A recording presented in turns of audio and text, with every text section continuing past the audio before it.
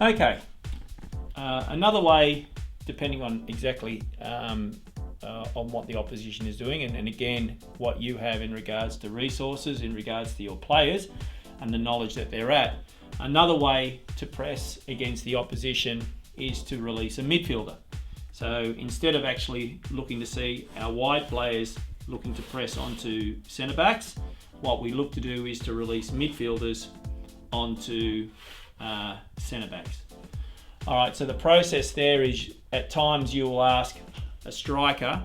and again, when you're pressing with a 7, 9, 11, it tends to be a case that the 9 is pressing between both stoppers at times. We want to try to reduce the running for the 9, because the 9's primary target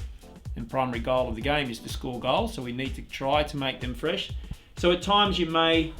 ask the striker only to pick up one centre back. What happens then is that we look to release as the ball goes out, we look to release a midfielder. All right, what we would do then is look to see how we would release a centre back into the midfield. Okay, so if that ball had gone here, and this midfielder who was marking our 10, for example, had looked to go and press the left-sided stopper,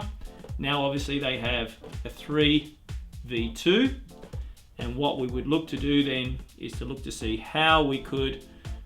release a centre back. So this midfielder coming into here, and this centre back coming into a position where they go on to the midfielder. This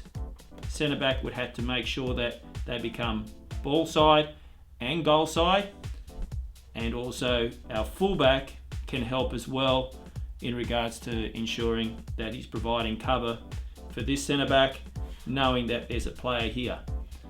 The issue with that is, of course, we're now man on man at the back, and a ball over the top can be quite dangerous. But what that's also done is that if we do win the ball, now we've got plenty of numbers to look to see how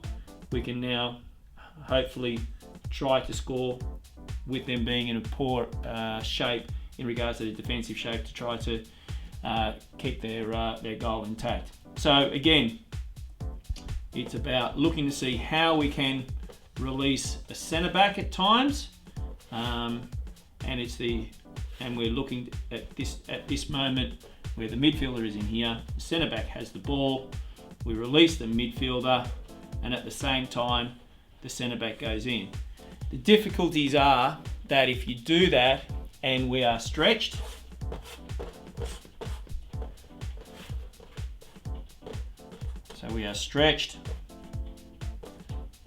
for example,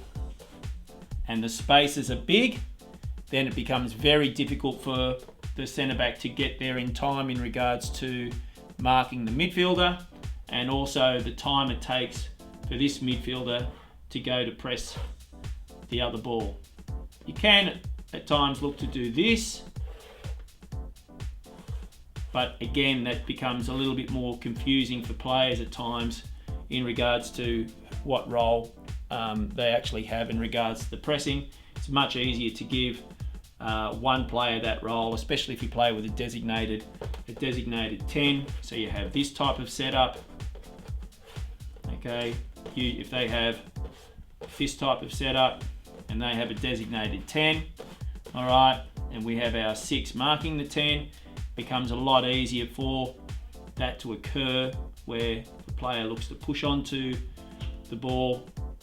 the opposite midfielder, the 6 who's been marking their 10 goes in here, and again the centre back comes in here.